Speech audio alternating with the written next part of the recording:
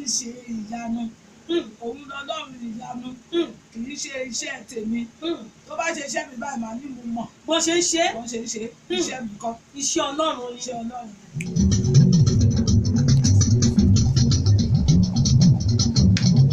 Màmá mo fẹ́ ìbéèrè kan lọ́wọ́ yín ṣé Ọlọ́run ló pè yín ni àbẹ́yìn gangan ló wù yín tó dẹ ti sọ́lẹ̀ kan wípé Olúwa ní kẹ́ lọ kalẹ̀ tí jẹ́jẹ́ ní Olúwa kẹ́yìn ṣùgbọ́n ìpè yìí gangan ṣe pé wòlíì lẹ́pẹ́ra yín ẹ tún jẹ́ dókítà ṣé Olúwa gangan ló pè yín ni àbẹ́ kan wò pé tọ̀ ṣe fún àwọn kan máa ń béèrè pé Olúwa pè mí Olúwa mo fẹ́ ṣiṣẹ́ ìránṣẹ́ kì í ṣe pé bóyá ẹ̀bùn bóyá ìpè wà lórí wọn mo fẹ́ kẹ́ ẹ sọ ìrìn àjò yẹn gangan fún mi.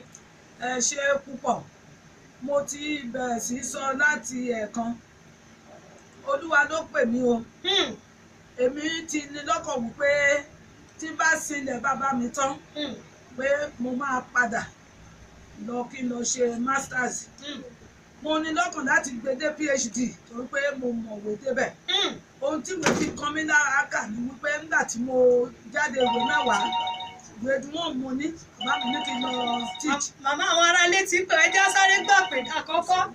Hello, this is Prince FM Radio on One Naija. This is Mama Oluwakeyin on program. Ẹ ṣé Olúwa ló lẹ́tò. Ẹjọ́ ẹ pè wá padà. Màmá, à ń gbọ́ yín mà.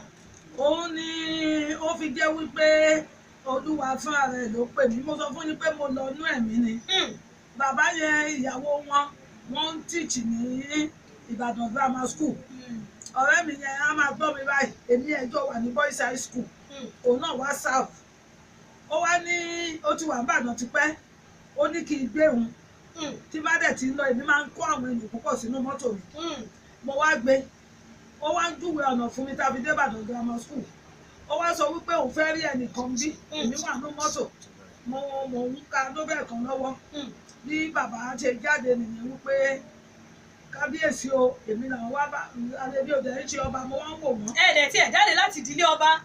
Mo jáde láti ìdílé ọba ìdílé ọba náà ti bí mi.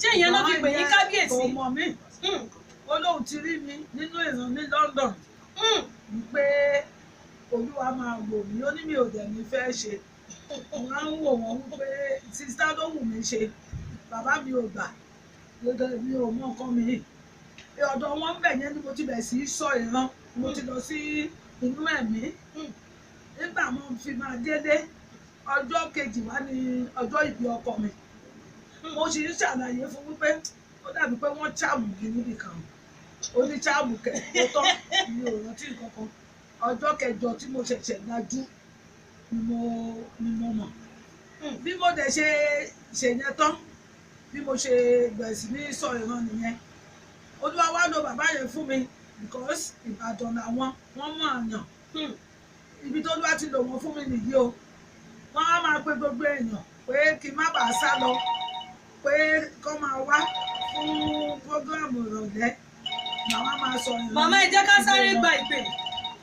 Hello, this is Prince FM Radio on One Naija program. Ẹ ṣé o, ta ló ń sọ̀rọ̀ àti bó lẹ ti ń pè wá? Láti Ibo challenge. Okay, you're welcome, sir.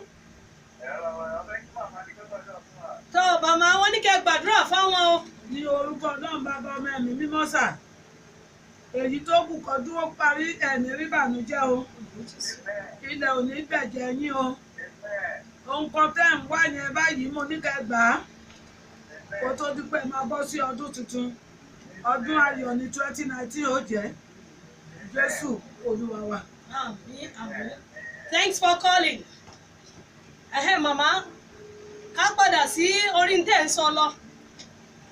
Bí mo ṣe bẹ̀rẹ̀ nìyẹn tí gbogbo èèyàn máa wá máa sọ ìran ẹ máa sọ̀rọ̀ fún wọn. ọ́fíìsì lèmi fi bẹ̀rẹ̀ ṣé Olúwa o nílé ibi tá a ro tá a gbà 4 bedroom ló wà ńbẹ̀ mo wá káàbù àyè kan mo wá fi ṣe ọ́fíìsì èmi rí èèyàn ń lọ mi ò ṣe ìsìn ọjọ́ kan nílé rí kó tó di 83 tó lọ́wọ́ ní kí n lọ kọ́ ṣọ́ọ̀ṣì yẹn kí n tó wá wà ní Adégbàyí tí mo wà yìí.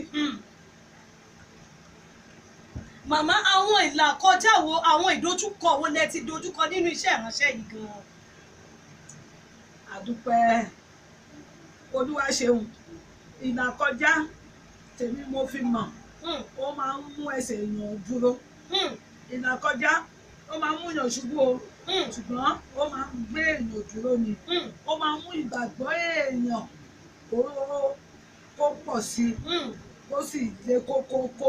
màmá ṣe mo gbọ́ ní. ìlàkọjá pọ̀ ṣùgbọ́n tí má gbà mí lásìkò mo fẹ́ sọ eléyìí mo ti máa ń sọ ìlàkọjá mi bọ́kọ ṣe kú bọ́mọ ṣe kú bí mo ṣe sá kúrò nílùú Ìbàdàn tí mo sá lọ Àkúrẹ́ lọ kọ́ church tó ń wá òràn mi tí mo rí bàbá Ọbádáre nínú ìran mi tó sọ fún mi pé mo ti kúrò níbi tí Olúwa fi mí sí pé kí n padà sí Ìbàdàn tí mo tún mẹ́rù mi díẹ̀ tí mo tún padà sí Ìbàdàn mo wá fẹ́ sọ eléyìí nígbà tí mo 60 ó kù bí oṣù méjì kí 60 Olúwa sọ fún mi pé inú ìgbẹ́ ló fẹ́ kí n ti lọ ṣe 60 mo fẹ́ káwọn èèyàn kẹ́kọ̀ọ́. màmá ìjà sáré gba ìpè. Hello, this is Prince FM radio on One Naija program. Hello sir.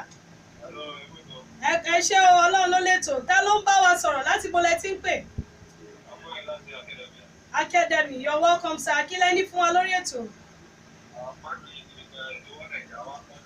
Ẹ ṣé gan kò ní rẹ̀yìn bàbá mi. Kí lẹ́lẹ́ gbọ́ sà? Ẹ ṣé gan bàbá mi kò ní rẹ̀yìn. Màmá ló wà lórí ètò, màmá Olúwakẹ́yìn ló wà lórí ètò lọ́jọ́ títòní. Ẹ jọ̀ọ́ ẹ pè wá padà.